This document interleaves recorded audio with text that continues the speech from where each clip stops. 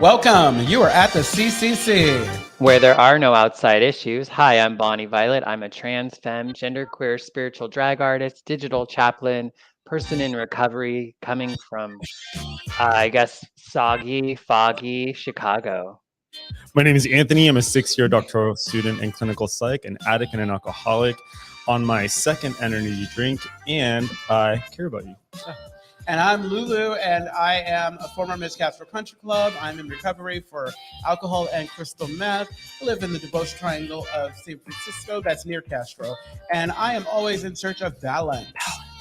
And each week we provide and create a brave space where we engage in topics around recovery. Yes, and our intention is to hold and inspire better spaces for those people in recovery. By tackling topics sometimes used to separate us. But before we do that, like, subscribe, and ding that bell. Ding, ding, ding, Ding, ding, ding, ding, ding, ding, ding. Hey, Click it. Does this ever feel like a SNL skit? A little Sometimes, bit. yeah. Does it? Yeah. Who would you be in SNL? You would be, what's his name? Obviously Keenan, because Yeah. he's black. Oh, So he's smart. He's been on that show for 100 years. It's like, I'm keeping this job. Keenan's not going anywhere. He's like, he's funny. It's like, I'm keeping You think this he's job. funny? I think he's hilarious. I think Mhm. I think he has an energy about him. Like, it's just, he doesn't have to do much of anything. I think he's funny. It Hmm. might be a cultural thing. I don't know. Maybe. I don't know. I've thought about him because I've followed him since I was a kid. Yeah. Go ahead. I'm sorry, Bonnie Violet. Oh no, I was just gonna say I'm the trans one. Oh wait, there's I- not a Oh, trans yeah. one. Back to Keenan, I think that his style, that Nickelodeon style or that Disney style, was really kind of cheeseball or corny. But I think that I loved him during that time. But I think these transition nicely. Like, I think that the way he is, it's like there's something about him that I just like love. I love that this is the start of this show. Yeah. Which is really interesting. My last thought on Keenan is that I think maybe for me, I see him. I feel endeared to him because he's just been around my whole life, and he hasn't aged at all. No, not No, at no. all. So with that, how are you? Bonnie, Good. How are you? Yeah, let's start with What's you. that? How are you? We're gonna start with you. I'm good. I'm good. I'm just chilling in Chicago for I think my last night before I head out to Idaho, and it's super rainy out and a little dreary, but that's okay. I'm recovering from this weekend, which was Good. fantastic. Do you have an update on the spiritual drag clown? It happened. Drag Summit, not Drag. Drag Yes. Summit. Sorry. Drag Summit. Yeah. I just like an update. Like, how was I it? thought you said drag clown, not drag No. con, right? But yeah, we did the 3-day summit. The panels were amazing. The performances during the shows were just so great. And the final event we did was like a family edition drag show. And Nice. so we had like 5 kids show up, and it was Nice. so cool. I read I did a drag story time where I read a book, and I didn't know if I would do well with that, to be honest with you. And I just fell right into my element. It was really sweet. Linda and Sue were there, huh? Yeah, Linda was there in person. Uh-huh. And then Sue was there via the, like we're doing right now, Oh, the nice. StreamYard. Yes. Yeah. Linda Summers. Linda Summit. Yes. Oh, that's wonderful. That's Linda. wonderful. So she made it out to Chicago. Yeah. Yeah, she made it out as she performed at the Spiritual Drag Show on Saturday night, and then sat on a panel around drag while sober. Love that. Yeah. Yes. Mhm. That's good. How about Congratulations again. Yeah. Thank no, you. Yeah. right on. Thanks so much. How about you all? I'm good. I'm great. I had a great weekend. I think I shared this the last time. I've been practicing being mindful about how I show up at work regarding the negativity or the toxicity that I bring. I've been trying to be positive and change and really kind of change how I viewed that experience and not give any of that to. And it's been over a week, and I'm feeling change, and it's pretty good. And I didn't realize that it would be really, I thought it would be really difficult. Because I joked in the beginning, like, oh, it's uncomfortable, but It's not really uncomfortable to keep my mouth shut and mind my own business.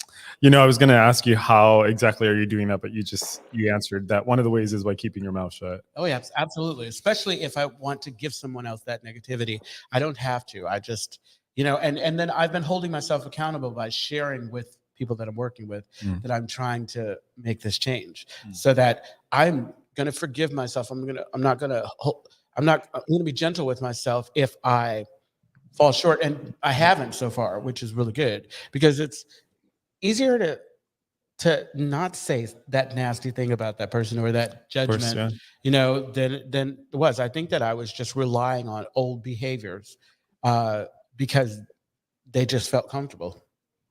Yeah, I've always admired how the two of you are like committed to your spiritual growth and like put that in action and see it through. That's really cool. You don't?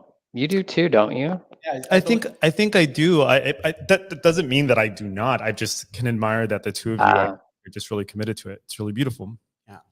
And how are you? I'm doing pretty good. Like I've shared the last time, I decided to maybe I don't know if I shared it, but I decided to delay graduation by a year, which will give me more time to work on my dissertation proposal, which would give me more time to work on my applications. And it was by far probably one of the best decisions I've made for myself in a very long time. I'm breathing easier. I feel like my program has been reinvigorated and I'm breathing easier. Like I just said, maybe it bears repeating. I was like, man, I really said that twice. Huh? That's why you're breathing. Right. Yeah, because I have some breath left in me. I am. What's the other thing that I wanted to share? I've been feeling. I don't want to say grateful, although grateful is part of it. But I've been feeling. You know what? Maybe I've been feeling more freedom. Like for sure. Like I'm not even trying to be cheesy because that's our topic today. But you are. But I have been. Yeah, but yeah.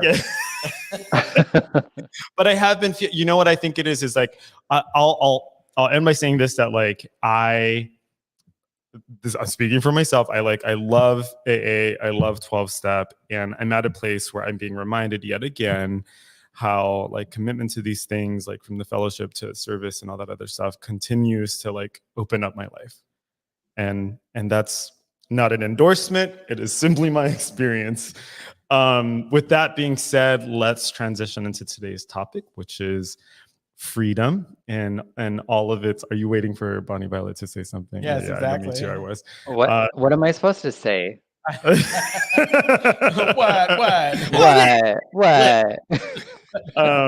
So today's topic is freedom, and so coming from our previous conversations about like the freedom from the bondage of self, but it can be freedom from just about kind of any angle, right? So yeah, well, I think it's.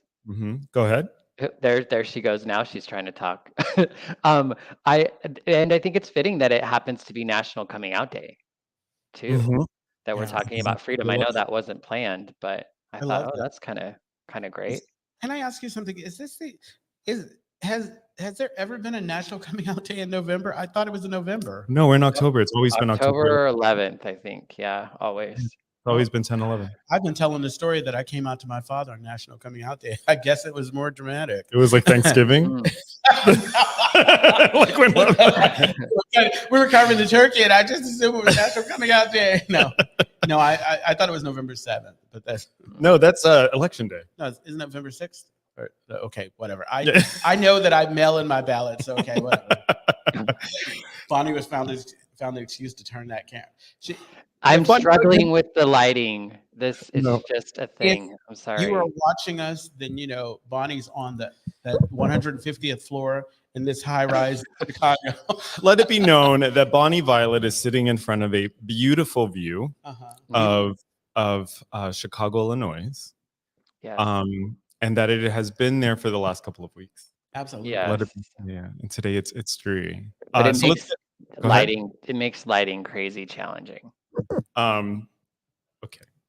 So today we're going to talk about freedom and however this is being interpreted by you. So folks at home, as usual, if anything that we say resonates with you, if you have a thought, a feeling, let's hear it. We want to hear more from you than we do from ourselves. And let's kick off this conversation. So before today's show, so I wasn't doing too much research, but I was just curious about the etymology of the word. So where does the word come from? And one part of the word comes from, it's like love of self. It's like it's very old. It's a fragment of love of self or love, which I think is interesting. Yeah. What do y'all think about when you hear the word freedom? Other than what's his name's song? What's his name? Freedom, George Michael. Mm. Freedom. Yeah, I think of love of self. Mm. Yeah, exactly. I'm Well, not no, sure what. I like that. I like that idea of love of self. But when I think of freedom, I think, well, I think of in terms of like my ability to move around freely, to do what I want, to express myself. I feel like there's no other way to say it without including the freedom in there. I feel free. Yeah. Right? They're using the word to define the word. Yes, exactly. Yeah. Go ahead. Well, what I was going to say is what I was thinking about is how so much of what we're saying about this word freedom is romantic and it's abstract, and it feels so connected to the fact that we live in a country where we're essentially permitted to have these experiences. Because I imagine or I assume that if I were living in, say, a much more controlled place, I might have a different idea of freedom. No, absolutely. Mhm. Maybe. Well, I think that like it's interesting that we talk about this country and we think about freedom and what have you, because I don't think a lot of people believe freedom doesn't mean the same thing to people. A lot of people in this country, there are some, minorities, people of color, Mhm. trans, all who are experiencing the things, certain freedoms that other people, specifically white people, kind of take for granted. Others have challenges around them, but that's not what we're talking about today. We're That talking got deep. What we Yeah, I can't know. just skate past. I know. It's like, I mean, well, I was thinking about that, and it's like, before I would have been like, okay, yeah, this country's free. We can vote. We can all this. We can that, or whatever. But freedom is interesting because it's not, it's not just about like being able to do physically. It's about being able to think it. Like even if I have things I can do, if I don't believe I don't have those things I can do, I'm not free.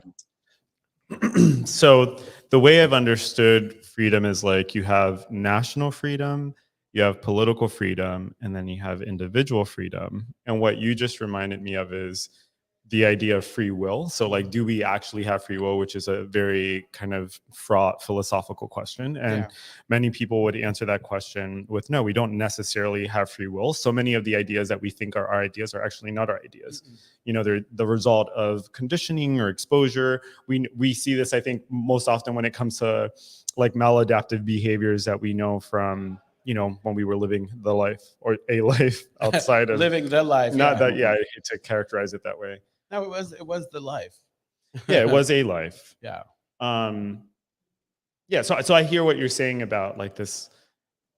The other thing I'm being reminded of here is in my first year of grad school, one of my friends was doing work at a prison, and that to me seemed really difficult because if you have someone who's on death row, how can how do you have a conversation about safe freedom Mhm. if literally physical freedom has essentially been taken from this person? And then so then I think, oh well, then you can retreat back to your mind or inside of yourself. But like I'm willing to wager that a lot of folks don't actually feel like there's a lot of freedom in their mind or in their self because sometimes it probably feels like a dangerous or a scary place. Yeah, Mhm. before we come into the rooms, or let me speak for myself.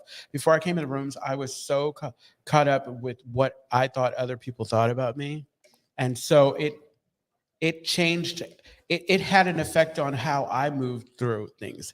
And as I got to a place, and I'm still getting there, but as I got to a place where I realized that those things were insignificant, it didn't matter. Most people aren't thinking about me like that. And as soon as I was able to get comfortable, the freedom that I found was I was able to kind of be closer and more authentic. So yeah.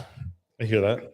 Yeah. I mean, I think one of the things that's come to mind is like I think for so long I've just resigned to the fact that my life was the way that it was and the way that it was going to be forever because of who I was and where I grew up and the family that I was born in, or, all those sorts of things I was taught.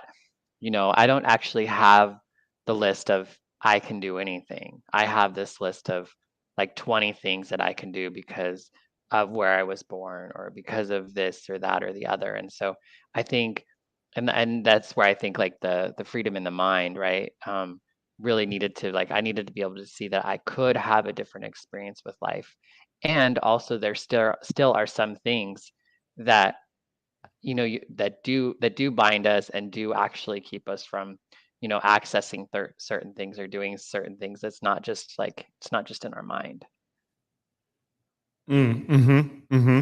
I this is something I've been working on in therapy for a while, is like walking down the street. So I have so much, maybe less so now, but I definitely have a lot of fear that's left over in my body from when I was a kid.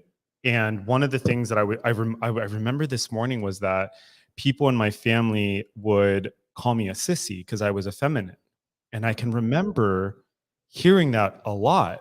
And then I can remember saying, like, being like physically bullied. And then, of course, at some point, I think like I internalized all of those thoughts. And so then it became like I was self-controlling because I had essentially taken on a lot of this stuff. And so when I think of like psychological freedom, the thing that I've been trying to get to like relieve myself of is sometimes when I'm walking down the street, like I'm afraid that someone is going to say something to me that, is like, it harkens back to a time when I felt very afraid. Or sometimes when I'm like in a conversation with someone, especially a romantic or sexual conversation, I'm always on high alert for certain cues.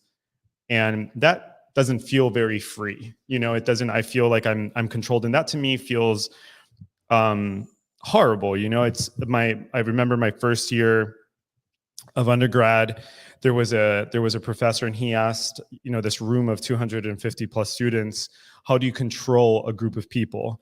And everyone, like, the replies were, oh, you control them by controlling their income, or you control them by controlling their resources. And he said, ultimately what he ended up is like, he's like, no, you convince them that they deserve what they have. Right.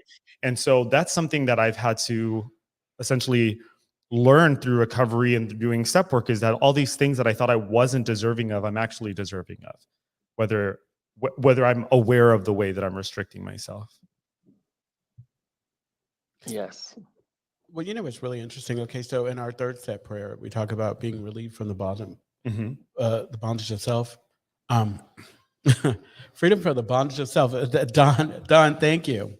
I just mentioned that. I shared at the big Sunday night meeting, and in the morning, I do like an amalgamation of a couple of our prayers, the third and the seventh step prayer. But I really like the idea of being relieved from the bondage of self, because kind of like with what I was sharing before about showing up and being toxic, I realized that I created that environment for I create, like, as much as folks are showing up the way they're showing up, it's how I receive it. And I created that. I was participating actively and giving. And so the idea is that freedom for me at work is going to be letting go of all of that nastiness and showing up in a way that, where I'm contributing to like something that's a little more positive, a lot more positive, hopefully. Can you say more about, like, when you say letting go, what does, I guess, letting go look like, or what does it mean for you?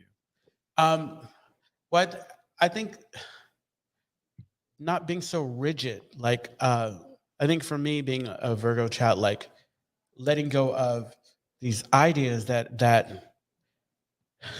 what is it? Letting go of like the control over feeling the need to control, or believing that what I believe is the only thing, turning it over, having humility, opening up my mind to the fact that, oh yeah, maybe I'm not right. Just because I thought the sky was purple doesn't mean the sky was purple. Maybe there's another way to see it, And actually, that's one of the other exercises that I've been doing with when I want to judge someone at work or for what they're doing or whatever, I try to think about, what's a better way to think of it? Like when someone moves a little slow or goes the way I wouldn't go.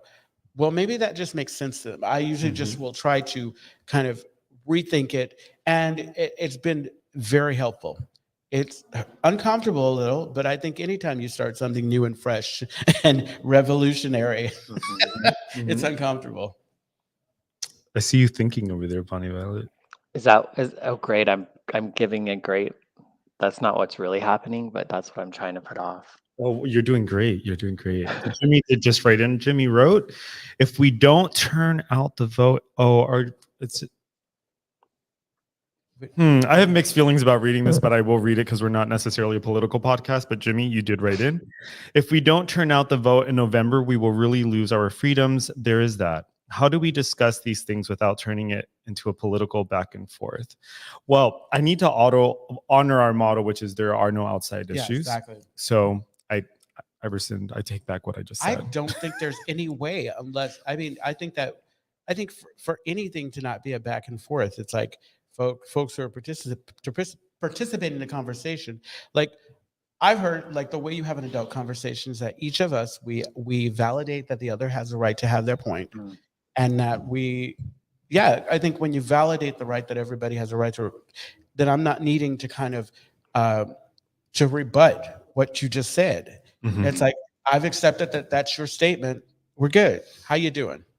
Right. But the challenge in that, and I guess where the freedom from that is to realize that there isn't just a back and forth, and that's part of the challenge is that we're told to choose one or the other, and many of that isn't even in alignment fully with all of how we see things. But so I think that's really the biggest challenge is and for me, and just to take it back to freedom, is this idea that there is more than just red and blue, Democrat, Republican, right or wrong, even that there are some, like, because we don't understand, like, kind of what you were talking about, Lulu. It's like, just because somebody else does it different than you doesn't mean that they didn't put any thought into it, didn't mean that they don't think it's the best way, that they're being careless or not thinking about others. That might just be their understanding of how they're, out of their selves, and maybe they are trying to think of other people in a different way, but we don't necessarily know that unless we have these conversations. But there's so much of the world that pits us against one another, um, rather than like really trying to help us like come together. Yeah, I agree. I don't. There's something about this that like stirs up a lot inside of me. I think where I'm coming from is, I love what you said about that we're forced to make a decision. And the reason why I love that is because I've always thought that it's a luxury to sit in the gray, right? Like when you have resources and when you have access to people, places, and things that allow for you to be in the gray, right? So being in the gray might be like, well, I don't necessarily have to, I can fall on either side of this. Well, that's because maybe there's nothing at stake for you. I'm not speaking to you specifically, but maybe there's nothing at stake for you, right? But for a lot of folks that live on the margins, there's a lot that's at stake, right? Like maybe they don't have the money to pay for their health insurance, right? Or maybe they don't have stable housing, and so there is a lot at the table. And then the other thing that I've thought about too is, like, very many years ago, I heard this very conservative lawyer. She was discussing this was at the beginning when we were talking about like hate crime legislation. And she said, when we say to someone that you've committed this crime, and then we add to that, and you had this thought while you were committing this crime, we are now policing people's thoughts. And I thought, well, that's an interesting, obviously there's a lot of things wrong with that, but I thought, well, that's really interesting. Can we really police people's thoughts? And it's like that one police officer who had like all of those fantasies about cannibalism. Are y'all familiar with that story? So there was this cop who had like all of these fantasies that he had written out about cannibalism, and then ultimately he was found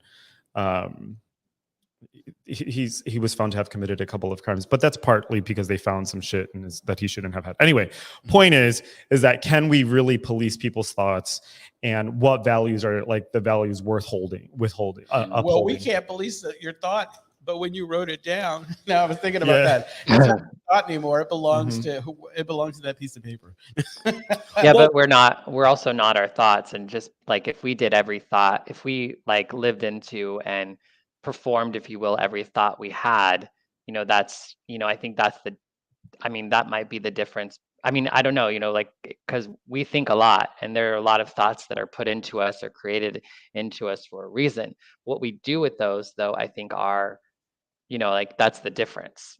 That's why Um, crystal meth addicts look so crazy because we're doing all our thoughts. I'm gonna do everything. I'm gonna do everything once. Got to do everything. I love that. Yeah.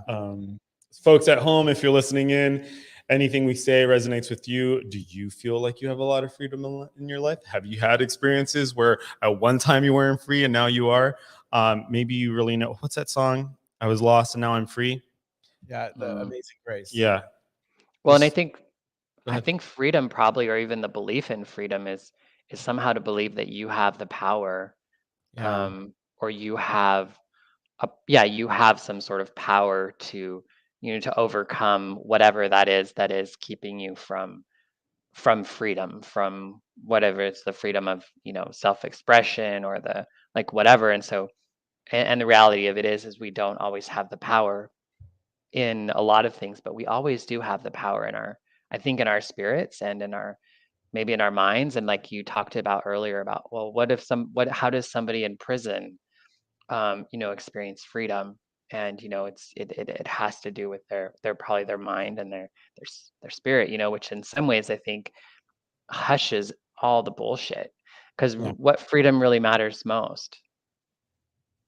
I don't know. That's it, I like that question. It's interesting. I heard you talking about power. We don't have power, and this and that. Does it require power to Our let go? belief in power. Our belief in power to let go of ideas that keep us kind of locked out of things. That's one of the paradoxes of AA, right? That Yeah, we have exactly. to give up power in order to have power, Mm. Yeah, right? I feel Well, like. but Go ahead. no, go ahead. Well, no. I was just going to say, I feel like the work that we do, the steps and whatever, and clearing away some of the bullshit, uh, is how we kind of get to a place of Hmm. freedom.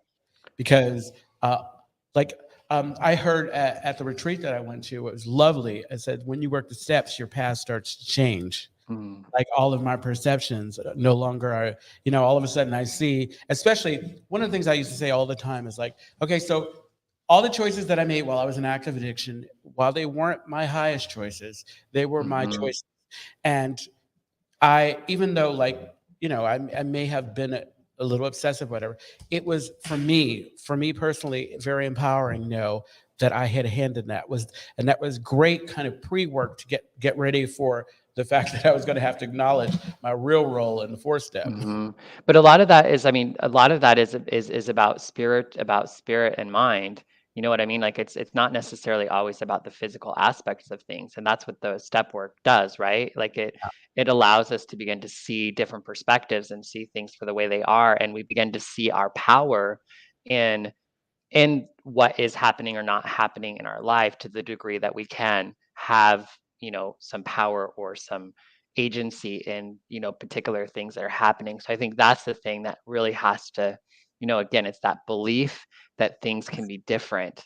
The belief that I have the power to have a different experience, and some of that comes down to realizing that you can act different and you can be different, and to fully see how I was acting and the things I believed. I believed that, and I was, I guess, in bondage, if you will, in this belief that somehow I started believing that the world was out to get me, and that God wasn't there for me, and and those were never conscious beliefs that I like held on to and I would say out loud, but the way that I was found myself living my life and the limitations and all of that I was existing in was saying that, and it took me going through the steps to really come to see that was the truth of what I had come to believe.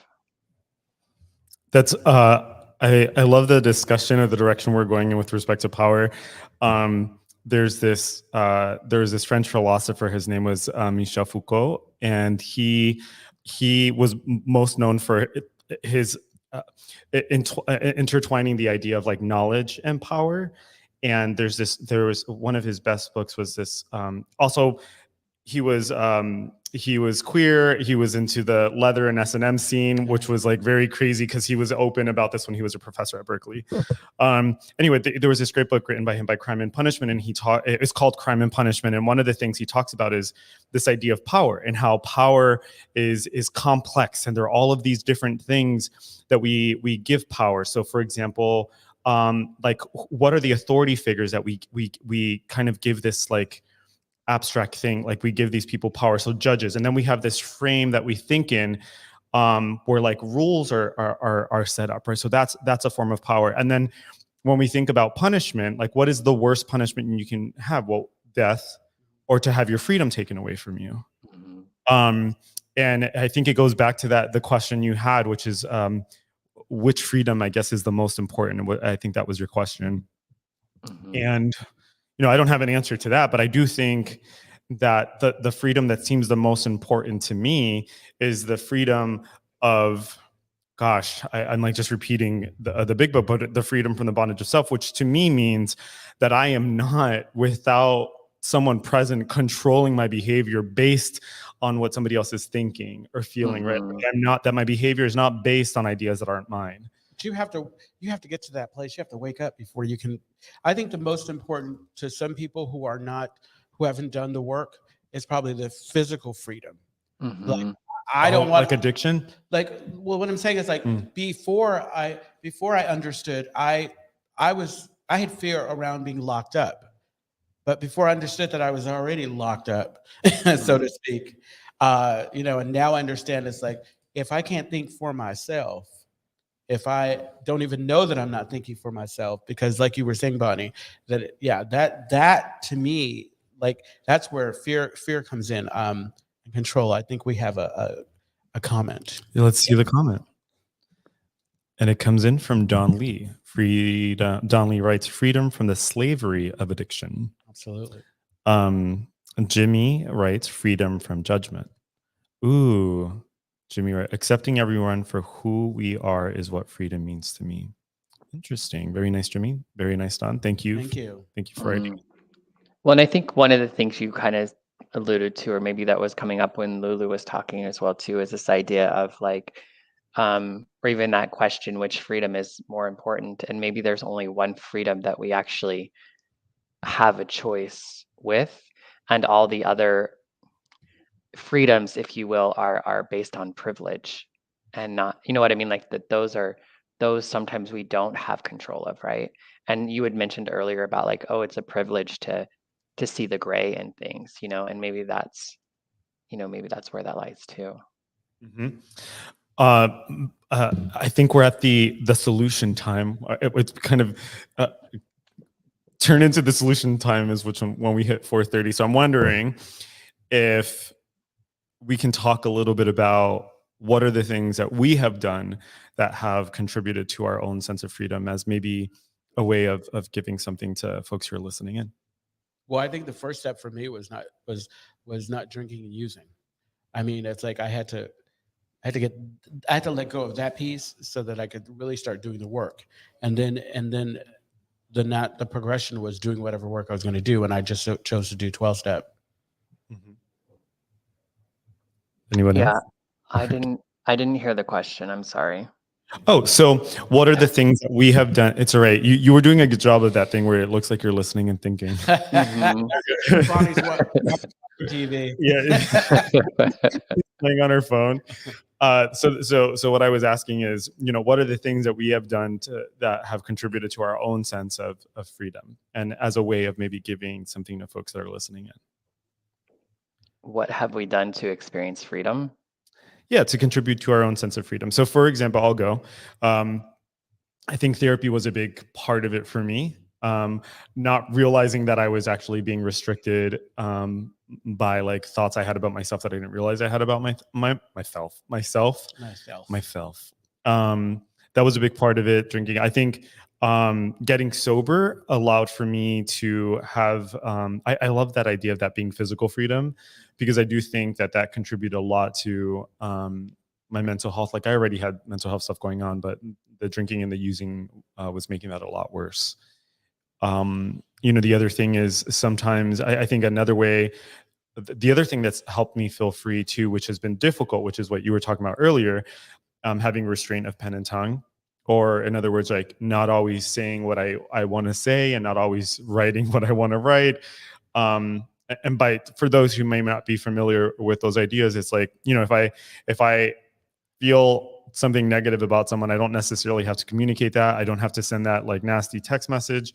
And although in the immediate, that stuff feels like I'm restricting myself and there isn't a lot of freedom in that, the truth is that a couple days later, I'm so grateful for not having done that thing to make things messy. Mhm. Although there have been moments where I'm like, man, I still wish I would have done that thing. Which is interesting because I feel like that's still kind of like a restriction on my mind, that if I'm still thinking about that. Resentments are kind of, that's another form of like bondage of self. Yeah. Yeah.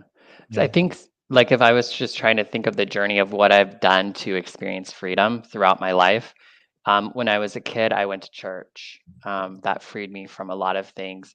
Eventually, drugs and alcohol allowed me to experience freedom, and it allowed me to live into my queerness and to live outside of the religion that I brought myself up in. And eventually, it was the getting into recovery and finding a spiritual way of living again. And then I think being able to leave Idaho and getting to Chicago, and then from Chicago getting to get to San Francisco, and then from San Francisco, getting to do drag, and then drag kind of in landing into me being able to live into live into my trans identity and to explore that and to come to understand that. So I think that there's lots of actions that I've taken my whole life that makes sense in that moment, but now would not be enough. Like me just going to church as a kid, I don't know, that's just like a small step into getting to bigger and bigger and bigger and bigger freedoms to some degree. Maybe. Yeah. No, it's like I loved. I'm listening, and Bonnie's answer was just so rounded and complete, and I'm like, I got sober. No, but I resonated with the idea. I came to San Francisco, and it was drugs and alcohol that helped me to come out and figure out my identity. Mhm. And I realized that it's kind of weird how it was like the chicken or the egg type thing, because I believe that it was in finding my identity as a gay man that kind of saved me through my dark time, and depression is also the drugs. And so it's like I practice gratitude around them. Like I always say when I share it, like I'm grateful because I don't know that I would have been able to sustain, or if I didn't have that, because what I believed I lost and found in drugs and alcohol, it kind of got me through that period. And then when they stopped working, the freedom, once I let go of them and found recovery, I mean, that was my shift. Right. Well, then I guess we get right back to the free will, right? Maybe freedom, is an expression of like free will, and to some degree, our whole life, regardless of what situation we're in or what circumstance, it's all about being able to really live as if we do have free will, and the products and the results that come from that, is freedom. Yeah, I would just I feel compelled to comment on this idea of freedom, that there's I may have mentioned this before. There's this theory, it's called the theory of the absurd. And basically the idea is, I think it was by this guy named Camus, and like the idea was that the world is filled with a bunch of meaning, and at the same time it is meaningless. And so there's freedom when we see things for what they are, right? Which is like, okay, sure, maybe I'm attracted to this thing, or I have this idea because I had this experience, which is fine. If you see it for what it is, you aren't overly invested in it. You're Right. essentially an observer of the world. I think that even goes back to the Big Book, when there's the scene in Much. I think, is it Much? I don't remember what scene it's from, but it's when in the Big Book, Shakespeare is quoted, right? So, all the world's a stage, blah blah blah blah blah. It's the same idea. As if we can see that all the world's a stage and we're all playing these roles and we're stepping in and out of them, then there's nothing to take personally. Like it's like, I'm here. We're all doing the life thing until we die. Maybe that's a little more grimmer than I wanted it to be. But you were saying something, Bonnie, and Mhm. I even heard it in this. I believe that, like, one of the ways I get to this place of freedom is by calling out, like you were talking about, how, when we're not aware, when we're asleep, not aware of certain things, but when we speak it into existence by letting, like, this is how I am, or this is how I believe. And then, like, I've always thought, like, if I say it out loud, I get to hear how fucking silly it sounds. And then I get to do some work around it. But if I never say anything, it stays with me. I don't do anything. Yeah. Right. But you can do. Go ahead. No, go ahead. I would say that, and what you're making me think of is that, and I can allow myself to continue to evolve, that I don't have to be restricted by the things that I thought I knew about myself, I can continue to change. I can continue to evolve. Mm-hmm. Yeah. Yeah. When you were talking about what you're speaking into, it just made me that idea of like casting spells of freedom and casting spells of existence and wave beings that lead to that, Mm-hmm. I think it is a powerful step. I talked about like going to church or starting drugs or whatever. And I think you talked about speaking to release ourselves to a freedom. Yeah. And so now we have 4 minutes left. So I just want everyone to know that if you want to reach out to me, you can always catch me on the gram at LouisLou86. I just started posting reels, so it's like I've got a behind the scenes, and you get to see what Brandon looks like, since we're always talking about Brandon. Right. Hello, everyone. I'm Bonnie Violet, and you can reach me at A Queer Chaplain on all of the things, or aqueerchaplain.org. If you missed the Dragon Spirituality Summit, you can still go to Dragon Spirituality Summit on YouTube or .com and watch the performances and the panels, including one that was sober while drag, or drag while sober. There we go. Nice. So there's some good stuff there. And you can reach me at @LucasCCC on Instagram, or if you'd like to email us, you can email us at podcast.org. Wait, no, that's not true. It's podcast@castrocountryclub.org. So that's podcast@castrocountryclub.org. Or if you'd like to leave us a message, you can leave us a message on our SpeakPipe. www.speakpipe.com/@the-CCC. Yes, and the Castro Country Club is a safe and sober community center for all people and a refuge for the LGBTQ plus recovery community. They provide programs and services that help people change their lives by supporting personal growth. Their vision is to reduce the suffering of addiction by connecting people to community, opportunity, and support. You can find more information at castrocountryclub.org.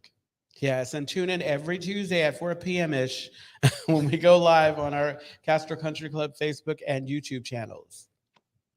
Find us on all your favorite podcast sources. And listen, we don't represent anyone but ourselves. Mm-mm. We are not ambassadors for any program. Preach. We're not giving you advice. We're not your therapists. We're not your lawyers. But we do love you. And we're always looking for balance. And right. And which Tuesday is it? Every Tuesday, Right. at 4 p.m. Pacific Standard Time. That's 4 p.m. Pacific Standard Time. Pacific. I mean Pacific. It is specific. It's specifically at 4 Pacific Standard Time. All right. Well, see y'all next week. See ya. Absolutely.